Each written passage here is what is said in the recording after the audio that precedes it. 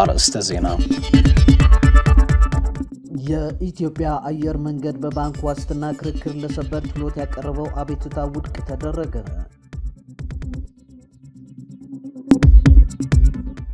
የብሔራዊ ተሃድሶ ኮሚሽን በትግራይ ክልል እስከ ሰኔ ወር ድረስ እንደሚጠናቀቅ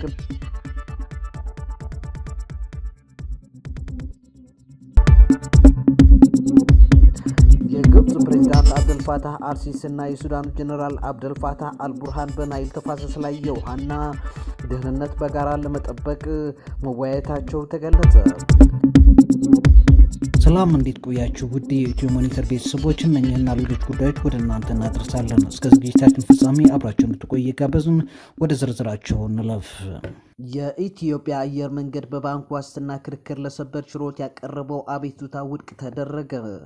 የኢትዮጵያ አየር መንገድ ብርሃን ባንክ ለአፍሮጽዮን ኮንስትራክሽን ኩባንያ የገባውን የ76.2 ሚሊዮን ብር ዋስትና በሚመለከት የስር ፍርድ ቤቶች የሰጡት ውሳኔ የሕግ ጥሰት እንዳለበት ገልጾ ለፌዴራል ጠቅላይ ፍርድ ቤት ሰበር ሰሚ ችሎት አቅርቦት የነበረው አቤቱታ ውድቅ ተደረገ። አየር መንገዱ ታህሳስ 19 ቀን 2017 ዓ.ም ለፌዴራል ጠቅላይ ፍርድ ቤት ሰበር ሰሚ ችሎት ባቀረበው አቤቱታ የፌዴራል ከፍተኛ ፍርድ ቤት፣ ጠቅላይ ፍርድ ቤት እንደ ቅደም ተከተላቸው በተለያዩ ጊዜያት በጉዳዩ ላይ የሰጡት ውሳኔ የሕግ ስህተት እንዳለበት ገልጾ ውሳኔውን በመቃወም ለሰበር ችሎት አቤቱታ አቅርቦ ነበር።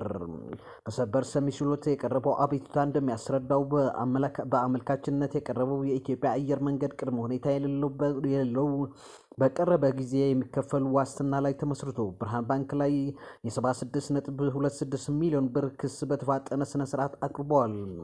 የስር ፍርድ ቤቶቹ የዋስትናውን ጉዳይ ከዋናው የግንባታ ጉዳይ ጋር በመቀላቀል እንዲሁም ከእንከን ጉድለት ጋር የተያያዘ ተገቢነት የሌለው ምክንያት በመስጠት መሰረታዊ የሕግ ስህተት የተፈጸመበት ውሳኔ ሰጥተዋል ሲል በክሱ አመልክቷል። በአቤቱታውም የፌዴራል ጠቅላይ ፍርድ ቤት ጭብጥ አያያዝ ስህተት ስለመሆኑ የስር ፍርድ ቤት የተፋጠነ ስነ ስርዓት የቀረበውን ጉዳይ የመራበት ሂደት ስህተት መሆኑን፣ ቅድመ ሁኔታ የሌለው የባንክ ዋስትና ራሱን የቻለ የቃል ኪዳን ሰነድ ስለመሆኑ በዝርዝር በመግለጽ የውል መለወጥ ወይም መሻሻል እንደ መከራከሪያ ሊቀርብ ስላለመቻሉ፣ ቅድመ ሁኔታ የሌለው ዋስትና ጸንቶ ባለበት ጊዜ ሁሉ የሚከፈል ስለመሆኑ የሚሉትን ጨምሮ 7 ዋና ዋና ጉዳዮችን በመጥቀስ በተላለፉት ውሳኔዎች መሰረታዊ የሕግ ጥሰት ተፈጽሞብኛል ሲል አብራርተዋል።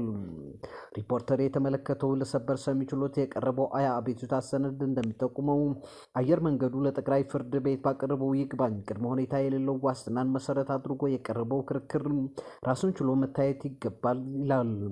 ነገር ግን የከፍተኛው ፍርድ ቤት ከግንባታው ጋር የተያያዘ ክርክር እንዲቀርብ መፍቀዱና በዚህ ረገድ ክርክሩን የመራበት ሂደት አግባብነት እንደሌለው ያቀረበው ቅሬታን ፍርድ ቤት በዝምታ በማለፍ ጊዜው ርክክብ መደረጉ የግንባታ መጠናቀቅን ያረጋግጣል ወይ በሚል ካቀረበው ክርክር ጋር የማይገናኝ ጭብጥ ይዞ ክርክሩን መምራቱን ያቀረበው አቤቱታ ያስረዳል። እንደ አየር መንገዱ ማብራሪያ በፍርዱ ሀተታ ይህንን የተጠቀሰውን ጭብጥ አንድም ቦታ ሳያነሳ ዋስትናው ለየትኛውም የግንባታ ሂደት ነው የተሰጠው በሚል ሌላ አዲስ ጭብጥ በመያዝ የሰጠውን ውሳኔ መሰረታዊ የክርክር አመራርና የስነ ስርዓት ሕግ ስህተት የተፈጸመበት በመሆኑ በመግለጽ ሰበር ችሎት እንዲያርምለት አመልክተዋል። በሌላ በኩል የውል መለወጥ ወይም መሻሻል እንደ መከራከሪያ ሊቀርብ አይችልም በማለት ባቀረቡ መከራከሪያ ነጥብ ስር ብርሃን ባንክ በየጊዜው የታደሰ ይቆየና ለመጨረሻ ጊዜ መስከረም 14 ቀን 2011 ዓ.ም በቅድመ ሁኔታ ላይ ያልተመሰረተ የባንክ ዋስትና ስለመስጠቱ መረጋገጡን ባንኩ ከዋናው ውል ጋር የተያዘ ክርክር ማቅረብ እንደማይችል በዋስትና ሰነዱ ላይ ግዴታ ገብተዋል ብለዋል። ከዚሁ ጋር በተያያዘ የስር ፍርድ ቤቶችን በአንድ በኩል በአመልካች ላይ ጉዳት መድረሱን ተቀብሎ በሌላ በኩል ግን የዋስትናን ርዕሱ ወደ እንከን ማስተካከያ ስለተለወጠ ክፍያው በዋስትና ሰነዱ መሰረት ሊከፈል አይገባም በማለት የሰጡት ውሳኔ ባንኩ በዋስትናው ሰነድ በራሱ ላይ የውል ማሻሻያ ወይም መለወጥ ቢኖርም እንደ መከራከያ ሊያቀርብ የገባውን የውለታ ሰነድ የሚጥስ ሆኖ እያለ የስር ፍርድ ቤቶች ግን ይህንን መቀበላቸው የሕግ ስህተት ነው ሲል ለሰበር ሰሚ ችሎት ባስገባው አቤቱታ አብራርተዋል። የኢትዮጵያ አየር መንገድ ሰበር ሰሚ ችሎቱ በዋናነት የስር ፍርድ ቤት ክርክር የመሩትን ሁኔታ እንዲሁም የሰጡትን ውሳኔ የዋስትናውን መሰረታዊ ዓላማ ውጤት ያሳጣና መንግስታዊ መሰረታዊ የህግ ስህተት የተፈጸመበት ስለሆነ በባንክ ዋስትናው መሰረቱ ወደ 76.27 ሚሊዮን ብር አካባቢ ክፍያውን መክፈል ከነበረበት ህጋዊ ወለድ ጋር እንዲሁም በክርክሩ ምክንያት የወጣውን ወጪና ኪሳራን እንዲተኩ ዳኝነት ጠይቀዋል። በሶስት ዳኞች የተሰየመው ሰበር ሰሚ ችሎት በበኩሉ በተጠየቀው ዳኝነት ላይ ሚያዝያ 2 ቀን 2017 ዓ.ም ትዕዛዝ ሰጥቷል። ችሎቱ ትዕዛዝ ማስተላለፉን የሚያስረዳው ሰነድ ለክርክርና ዳኝነት ጥያቄው አጭር ገለጻ አስፍሯል።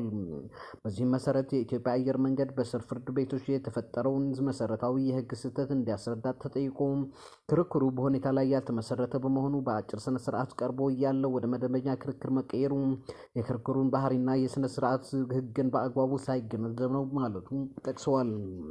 አያይዞም ክሱ የቀረበው የመልካም ስራ አፈጻጸም ዋስትና ውል መሰረት ተደርጎ ሲሆን ራሱን ችሎ መታየት ሲገባው ከግንባታ ውል ጋር በመያያዝ መመልከቱ ስነ ስርዓታዊ አይደለም። ጊዜያዊ ርክክብ አልተደረገም። በግንባታው ላይም ያልተሰሩ ስራዎች ስለመኖራቸው ተረጋግጠዋል። የጉድለት ማስተካከያውም የፕሮጀክት አካል ነው በሚሉ መከራከያ ነጥቦችን አየር መንገዱ የስር ፍርድ ቤቶችን ይህን ሳይገነዘቡ የአመለካችን ጥያቄ ውድቅ ማድረጋቸው መሰረታዊ የህግ ስህተት ስለሆነ ሊታረም ይገባል የሚል አቤቱታ ማሰማቱ ተገልጿል።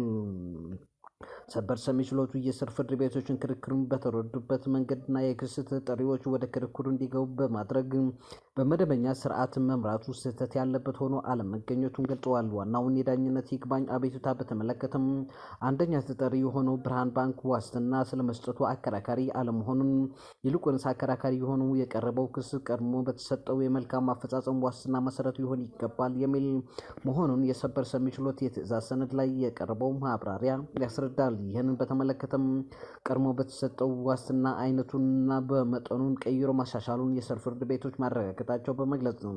ይህ ማሻሻል የተደረገው አየር መንገዱ ግንባታውን በጊዜያዊነት የተረከበ በመሆኑ ጉድለት ለማስተካከል በሚል መወሰኑን ተገልጿል።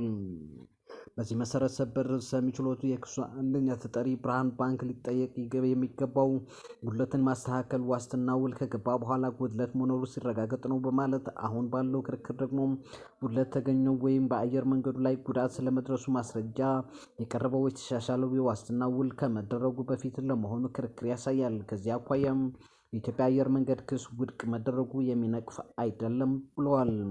ስለሆነም የስር ፍርድ ቤቶች የሰጡት ውሳኔ መሰረታዊ የህግ ስህተት ስለሌለበት በአየር መንገዱ ቅሬታ ለሰበር ችሎት አያስቀርብም በሚል የተሰየሙት ዳኞች ውሳኔ አስተላልፈዋል።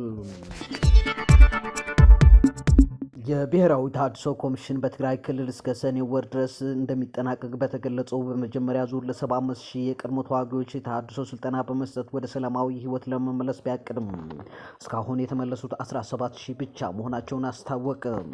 ባለፈው ህዳር ወር አጋማሽ 2017 ዓ.ም በብሔራዊ ተሃድሶ ኮሚሽን ተጀምሮ የነበረው እንቅስቃሴ ብዙ ሳይዘልቅ ለወራት ተቋርጦ መቆየቱን የብሔራዊ ተሃድሶ ኮሚሽን ኮሚሽነር ተመስገን ጥላሁን ተናግረዋል።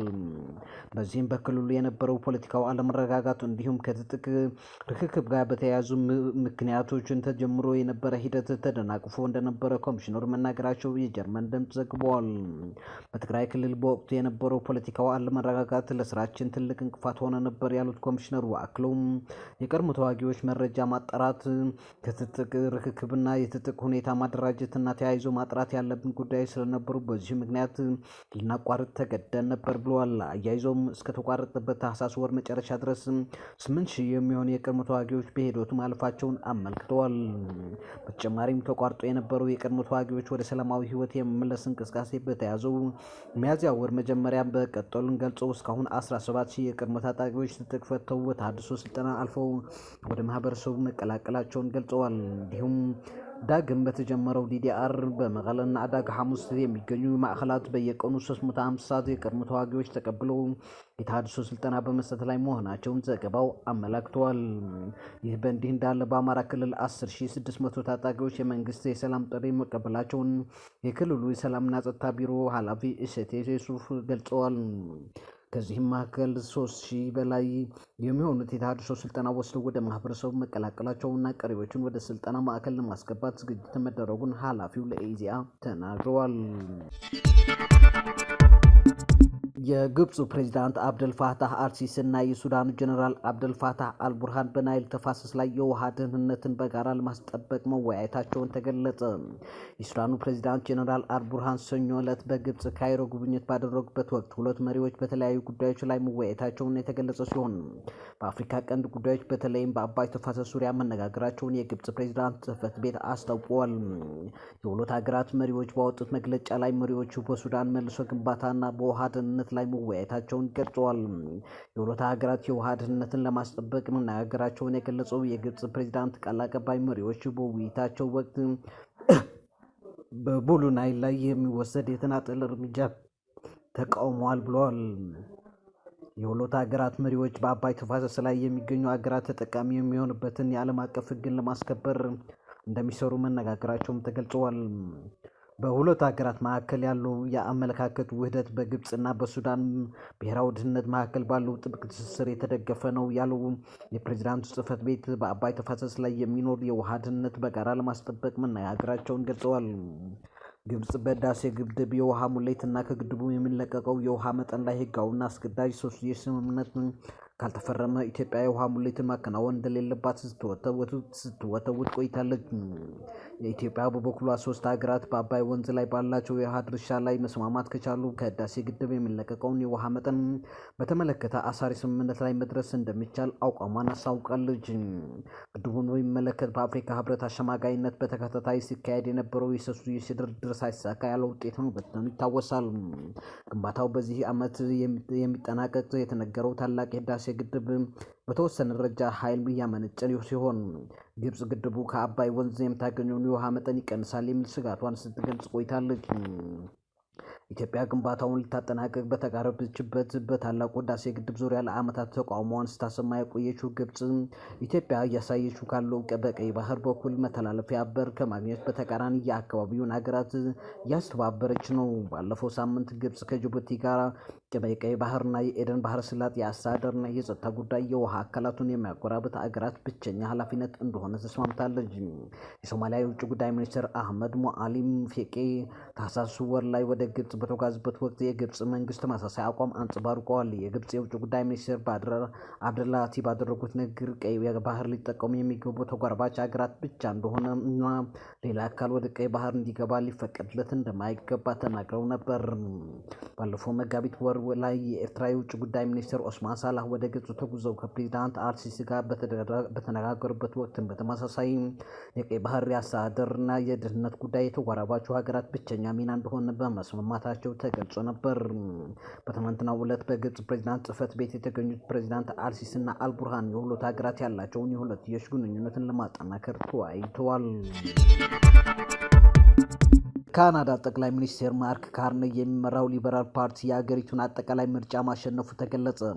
ማርክ ካርኔ እና ሊበራል ፓርቲ በካናዳ ምርጫ ድል እንደቀናቸው የተናገሩ ሲሆን የዶናልድ ትራምፕ አቋም ለውጤቱ እንዳገዛቸው ተገልጿል።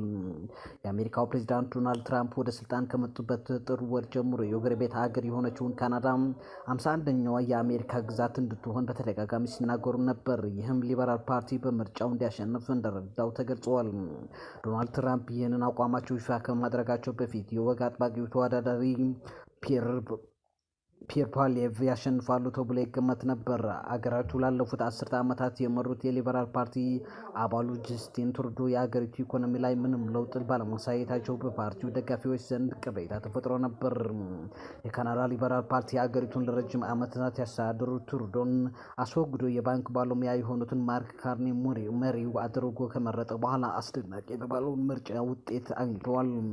ማርክ ካርኔ የአሜሪካው ፕሬዚዳንት ዶናልድ ትራምፕ በአገሪቱ ምጣኔ ሀብት ላይ ብቻ ሳይሆን በሉዓላዊነቷም ላይ አደጋ መደቀናቸውን በመግለጽ የመራጮችን ልብ ማሸነፍ ችሏል። አፈር ልሶ ነው የተነሳው የተባለው የካናዳ ሊበራል ፓርቲ ለአራተኛ ጊዜ አገሪቱን በጠቅላይ ሚኒስትርነት መምራት የሚያስችል ድምፅ ማግኘቱ ተገልጿል። ከዚህ በፊት የማዕከላዊ ባንክ ገዢ የነበሩትና የፖለቲካ አዲስ የሆኑት ማርክ ካርኔ የአሜሪካውን ዶናልድ ትራምፕ መጋፈጥ ይጠበቅባቸዋል። የሀገሪቱ የብሔራዊ መገናኛ ብዙኃን የሆነው ሲቢሲ እንደዘገበው ሊበራል ፓርቲ መንግስት መመስረት የሚያስችለውን ከፍተኛ ድምፅ ማግኘቱን ሰኞ ምሽት ይፋ አድርጓል። ይህንንም ተከትሎ በተለያዩ በተለያዩ የአገሪቱ ግዛቶች የሚገኙ የፓርቲ ደጋፊዎች ደስታቸውን የገለጹ ሲሆን ፒየር ፓሌቭ ለወግ አጥባቂ ፓርቲ ደጋፊዎች ከዋና ቢሮአቸውን አቶ አንቶኒዮ ባደረጉት ንግግር ጠቅላይ ሚኒስትር ካርኔን እንኳን ደስ አሎት ማለት ትፈልጋለሁ ብለዋል። አክሎም የወግ አጥባቂ ፓርቲ መሪ የሆኑት ፒየር ፓሌቭ ውጤቱ የሀገሪቱ ሊበራል ፓርቲ ጥምር መንግስት ለመመስረት የሚያስችለውን በቂ ድምፅ አላገኙም ሲል ተናግረዋል። የኮንሰርቫቲቭ ፓርቲ አባላት በዚህ ምሽት ልትደሰቱበት የሚችሉ በርካታ ነገሮች አሉ ያሉት ፓሌቭ ከ20 መቀመጫዎች በላይ አግኝተናል። ይህም ፓርቲያችን ከ1988 ወዲህ ካገኘው ከፍተኛ መቀመጫ አንደኛው ነው ብለዋል።